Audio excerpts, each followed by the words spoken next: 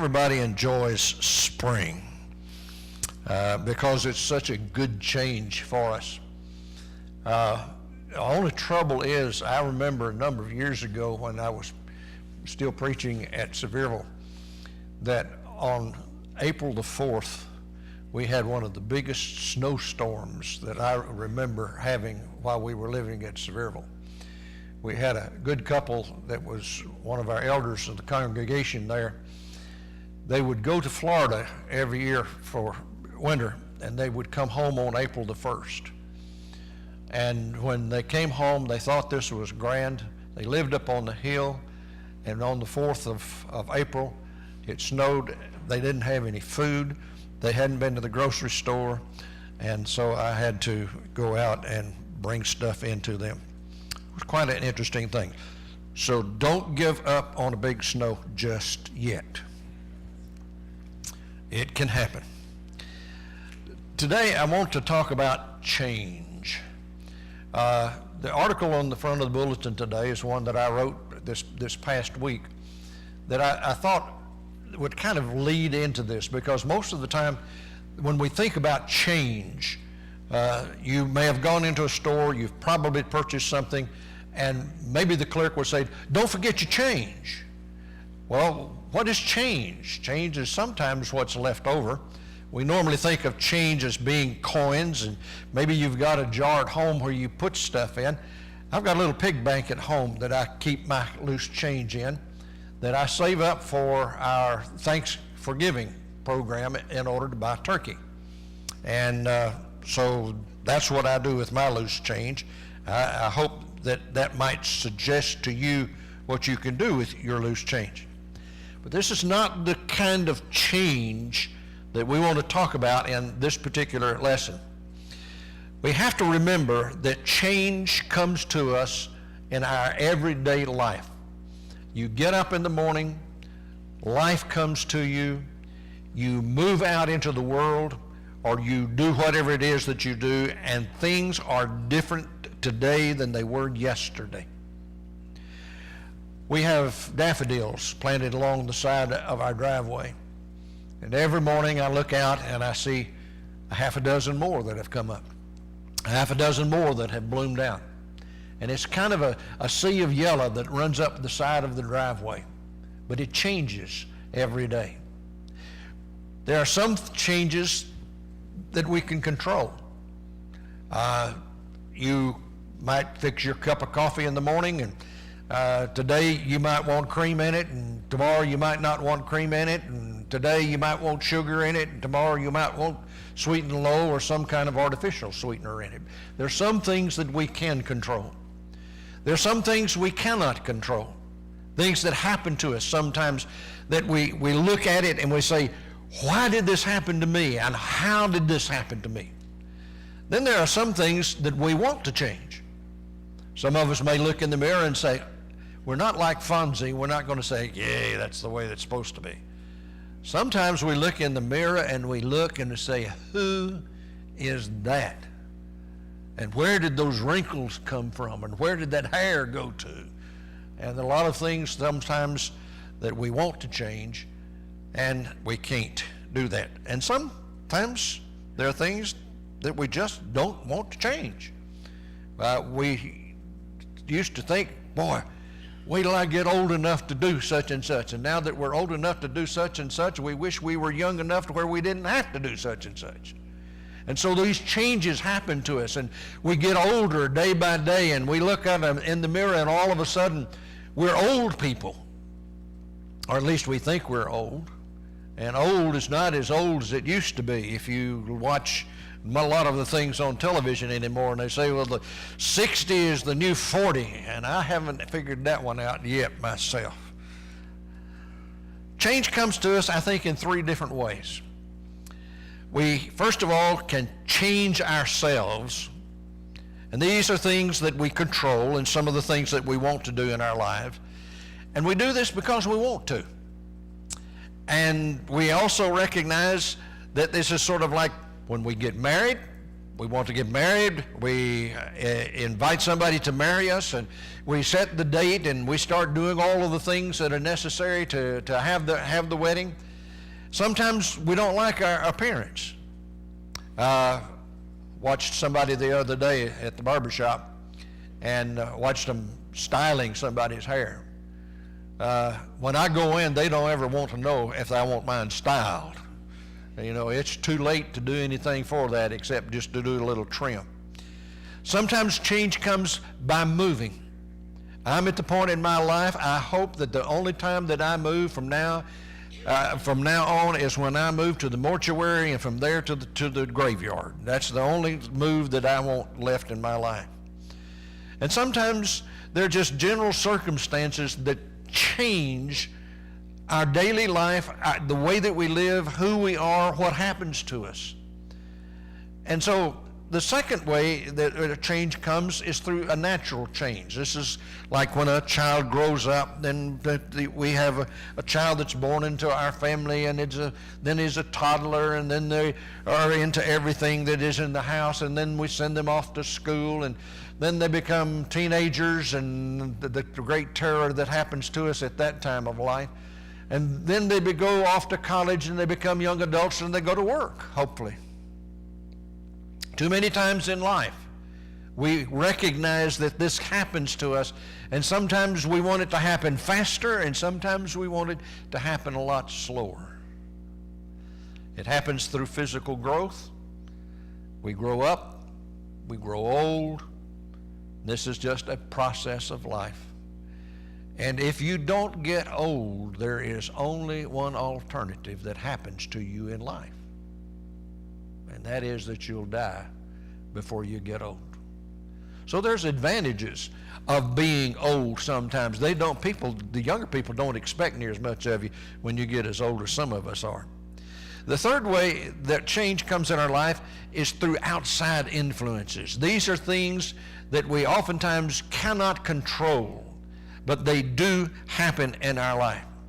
These outside influences like fire, and if any of you ever lost a house to fire, it's just devastating, or a flood, and you see the terrible things that happen. Sometimes it's sickness, it's disease, sometimes it's just a calamity that happens to us, a storm that comes through. We lived in an area at one time in which we had quite a few tornadoes come through. Fortunately, the closest one that ever came to my house was about 3 miles away. That was still awfully close, and it was a terrible sight to see what had been done to some people's homes. Tragedy happens to us. People in our family die unexpectedly. Sometimes we get sick unexpectedly. Sometimes there's a terrible car wreck. Sometimes something collapses or a limb falls off of a tree. And there are things that happen to us that we cannot control. And then there is death. This is an outside influence. And you think of any misfortune that happens to us in life, and these things change us the way we think sometimes. They change the way that we live and change sometimes who we are. We all experience change in some way at some time. And I think some people handle change pretty well, and then there are others that don't. And those of us that do handle change fairly well usually need to help others that have difficulties. This is why when people grieve, that we grieve with them. This is why when people rejoice, that we rejoice with them. And this is part of what the Scripture says to us. That's part of us as a child of God. This is our responsibility as a Christian, to reach out and to help touch the lives of those people that are around about us, either to help them through a difficulty or to rejoice with them when great and good things do happen to them. Our lesson this morning is about two men who are great examples of how to handle change. And David stole part of my thunder this morning, but I don't think he got all the lightning. So we'll deal with that as we get to it. The first of these men is Abraham. And I want to preface everything that I say today is remember that the people that are found in the Bible are not there just for a Bible story for children in children's church. There are lots of things that we can learn from the way that they dealt with the way that life came at them, the temptations that came their way, or what took place in their lives. These are changes that they had to look at. Here was a good picture that I thought that might represent what Abraham looked like. I don't know what he looked like. They didn't have Polaroids back in those days, but somebody painted what they thought Abraham might have looked like. And I thought that was a pretty good picture. Think about this. Abraham was called away from his family and his homeland by God. Here, everything is going well. He has a good relationship with God. His flocks are growing. His herds are growing. And all of a sudden, one day, God speaks to him and he says, Abraham, you're not going to live here any longer. And I guess maybe the first thought that went through Abraham's mind was, uh-oh, my time's up. No, he says, I want you to do something. And here's how it's recorded in Genesis, the 12th chapter. The Lord said to Abram, you go from your country, from your kindred, from your father's house, to land that I'm going to show you. Doesn't tell him where it is, doesn't tell him what it's like. He says, when you get there, I'll show it to you. And I'll make of you a great nation. I'll bless you. I'll make your name great so that you will be a blessing. I'll bless those that bless you, and one who curses you, I'll curse, and in you all the families of the earth will be blessed. So Abram went as the Lord had told him, and Lot went with him, and Abram was 75 years old when he departed from Haran. I've passed that 75-year mark, and I'm glad that God didn't tell me that I needed to move when I was age 75. It was hard enough when I retired from preaching to make a move and to come back to Oak Ridge. It took at least 6 different trips to get everything here. And there's still some stuff in boxes in my basement that hadn't been opened in quite a few years. I need to do that one of these days. Maybe I'll find out some of the stuff that I've been missing all of these years.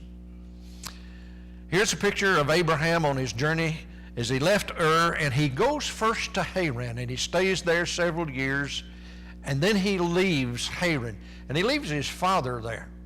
Now, this is a man that's 75 years old. Here's a man that most of us would say he's past his prime. Here's a man who is in his latter years, and time is really pushing to go. But God's got more for him in the next 25 years, and actually even longer than that. Abraham, because of his change in life and because of his giving himself over to God, becomes successful, he becomes wealthy, and he becomes influential.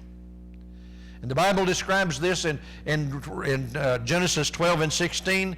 He entreated Abram well for her sake, and this was when he had gone down into Egypt, and Pharaoh decided he liked the looks of Sarah, and she was at least 65 about this time, if not older. And so he finds out that this is actually Abram's wife, and he says, ooh, I better keep hands off on this situation. So he treats Abram well.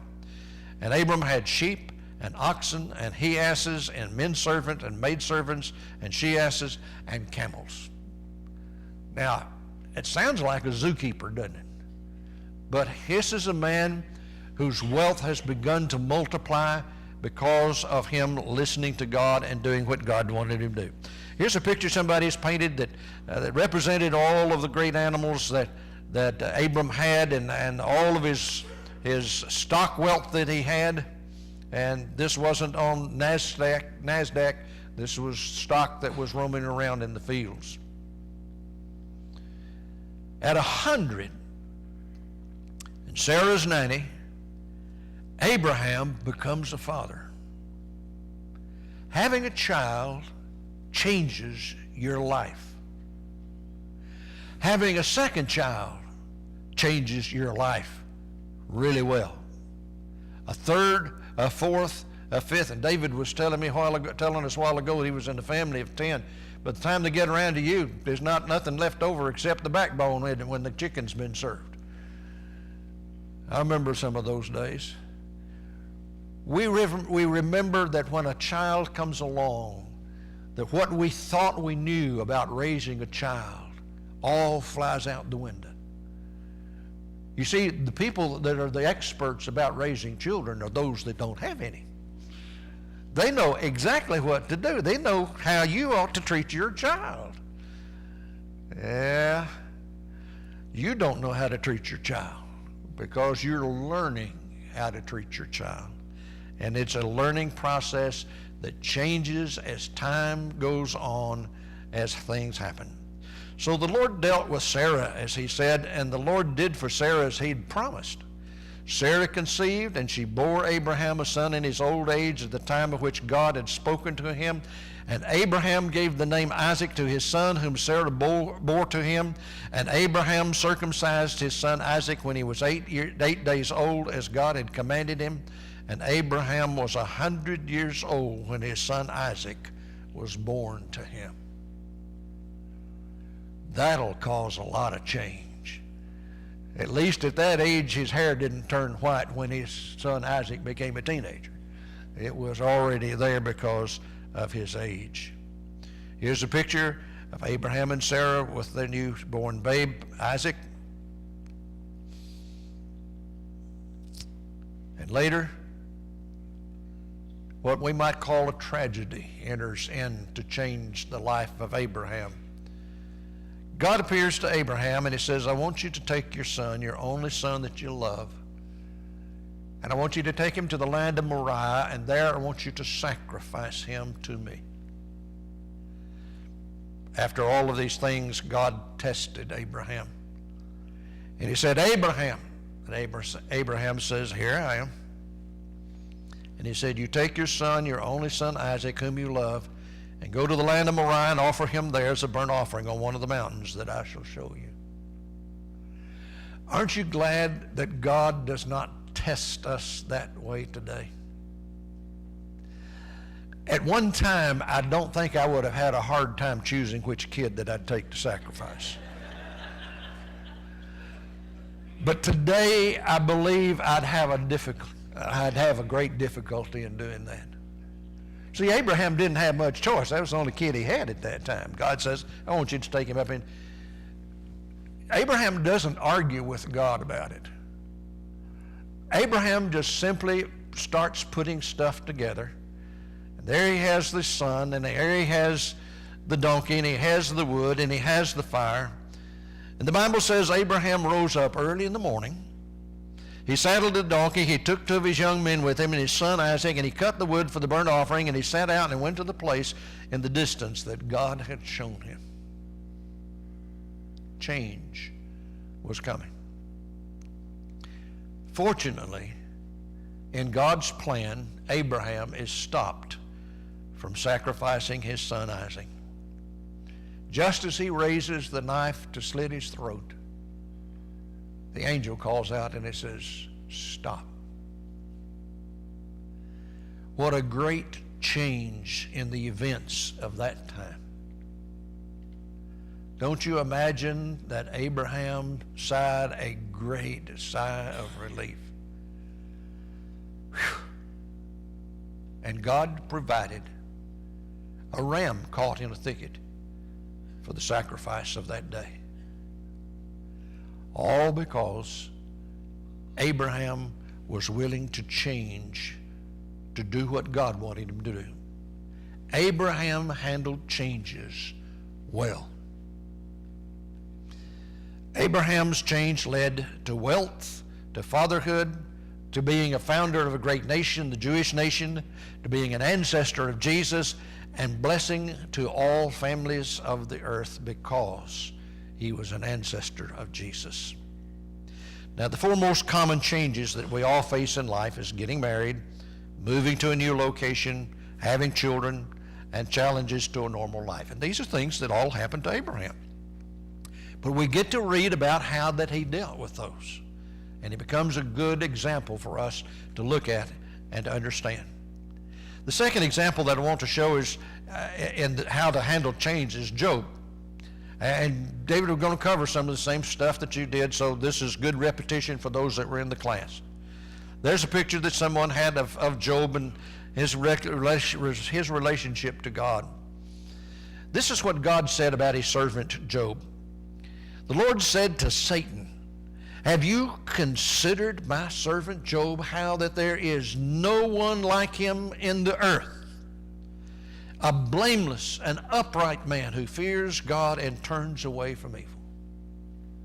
Boy, if the whole world was like this today, there would be no shootings in New Zealand. There would be no schools on lockdown because somebody was wandering around on the school grounds with a rifle. And what a great world this would really be if everybody was like Job was. He was a wealthy and a prominent and a righteous man. The Bible says this in Job, the first chapter, there was a man who lived in the land of Uz whose name was Job. That man was blameless and upright and one who feared God and turned away from evil. And there were born to him 7 sons and 3 daughters. He had 7,000 sheep. He had 3,000 camels. He had 500 yoke of oxen, meaning he had 1,000 oxen. He had 500 donkeys and very many servants, so that this man was the greatest of all of the people of the East. Everybody knew Job. And incidentally, Job and Abraham were probably contemporaries, lived about the same time. Here's a picture of him with all of his animals. I don't know if the same guy drew this, that drew the other one, but it's a nice picture. This is a man about whom most of us would say he had it all. Wasn't anything lacking in his life. Everything was going smooth. Everything was good. But change came to him just one day in his life. He experienced change that he never dreamed would ever happen. He has taken from him in just one day his means of livelihood, his wealth, his children, 10 grown sons and daughters. The first chapter of the book of Job describes it like this. A messenger came to Job and he said, the oxen were plowing and the donkeys were feeding beside them, and the Sabaeans fell on them and they carried them off, and they killed all of the servants with the edge of the sword, and I alone have escaped to come and tell you. And while he was still speaking, there came another one and said, the fire from God fell from heaven and burned up the sheep and the servants and consumed them, and I alone have escaped to tell you. And while he was still speaking, another came and said, the Chaldeans formed 3 columns and made a raid on the camels and carried them off and killed the servants with the edge of the sword, and I alone have escaped to tell you. Bang, bang, bang. 3 things, and all of his wealth is gone in one day's time, being wiped out. But that's not all. While he was still speaking, another came and said, your sons and daughters were eating and drinking wine in the oldest brother's house, and suddenly a great wind came across the desert. It struck the 4 corners of the house, and it fell on the young people, and they are dead. And I alone have escaped to tell you. Tragedy upon tragedy upon tragedy upon tragedy. All in a day's period of time. And we think when we go out and we got a flat tire that the world's come to an end. Or we get halfway to the store and we run out of gas. Oh, I forgot to get gas. Oh, what a terrible day. Can you imagine all of this happening to you in one day? But Job handles this terrible change very well. He does not sin. He does not accuse God. He doesn't say, God, why did you do this to me? Or that God did this to me. A number of years ago when I was preaching in Barnesville, Georgia, one winter night, the fire siren went off. And I looked out the window and I could see a glow that was about 3 streets over from where I lived. So I got in the car and I went down there, and there was a great crowd of people there, and the house was being consumed, and there were people inside the house. And the fire was so great that the firemen could not get into the house, and you could hear the people inside wailing and moaning and crying for help. And then it was quiet. 2 people died in that fire. And as we stood on the outside, the one person that got out stood there yelling at the top of their voice, "Why did God do this? Why did God make this happen?" And God didn't make it happen. It was the drunk guy on the inside that took a pint of homemade whiskey and threw it against an open flame gas burner. And it exploded and set the house on fire. God didn't do it. A drunk guy did it. There are a lot of things that happen to us in life that we want to put the blame on somebody else or something else.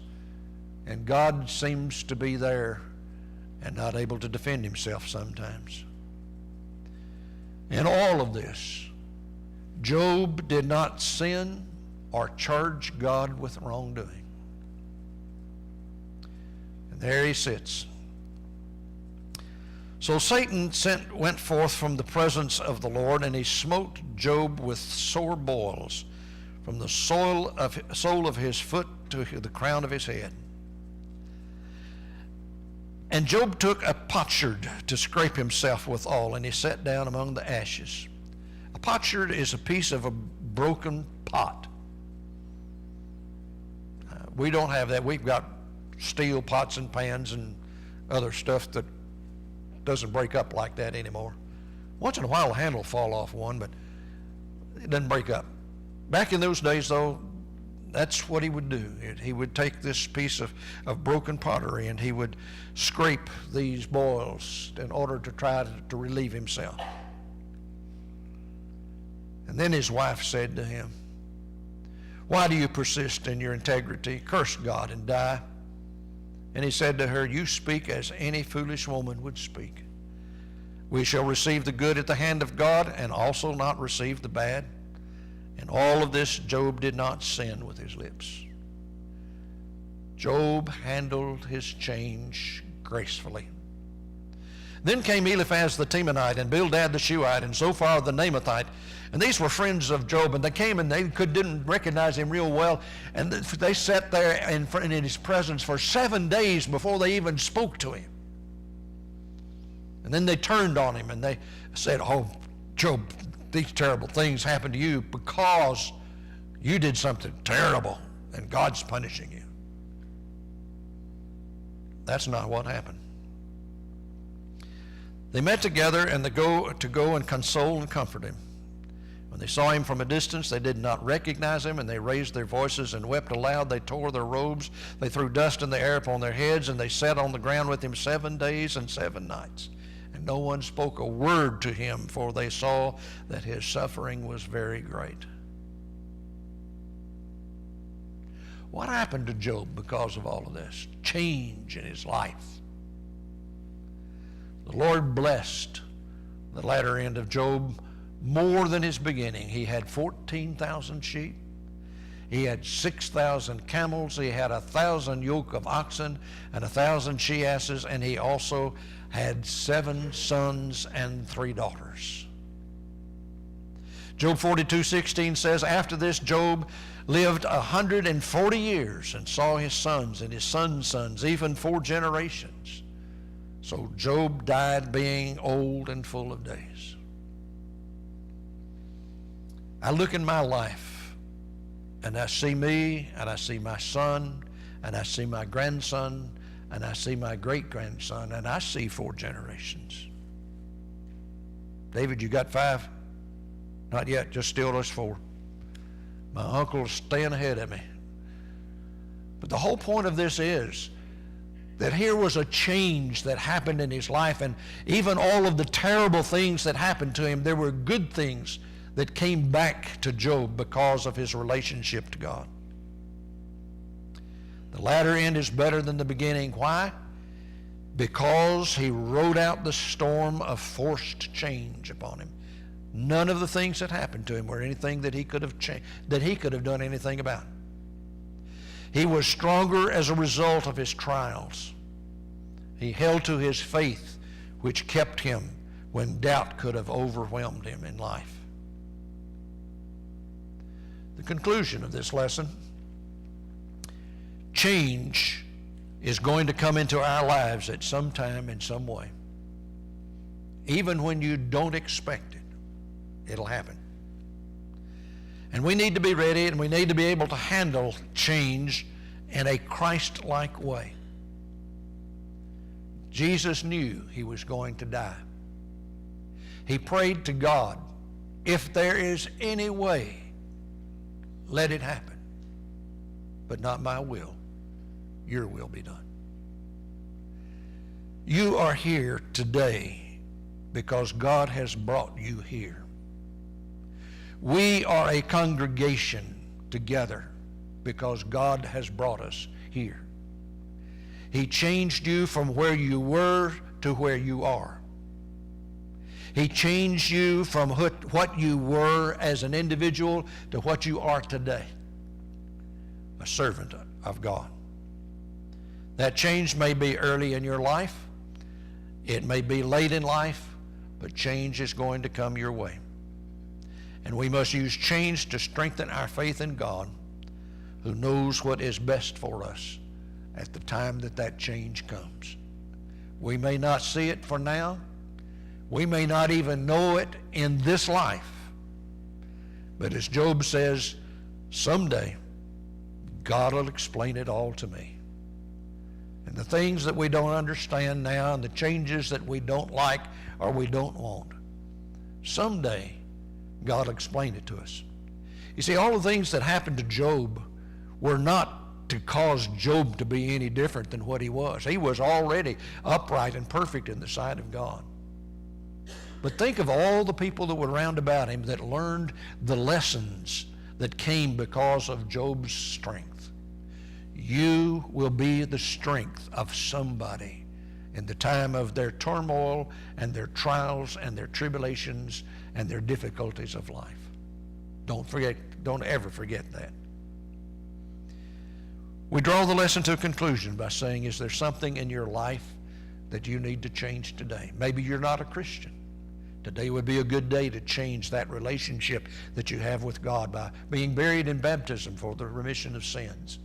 Maybe you don't have the right relationship with a brother or sister in Christ. Today would be a good day to change that and make things right in that relationship. Maybe you just need to be a stronger Christian. The song that Mark's fixing to lead us in is to encourage you to make a decision to change in your life. The aisles are open. There'll be people here, people in the back that will be glad to receive you and to talk to you about the change that you need to make in your life. And you remember that with the power of God, you can get through anything that comes your way. If you need to respond, come while we stand and sing.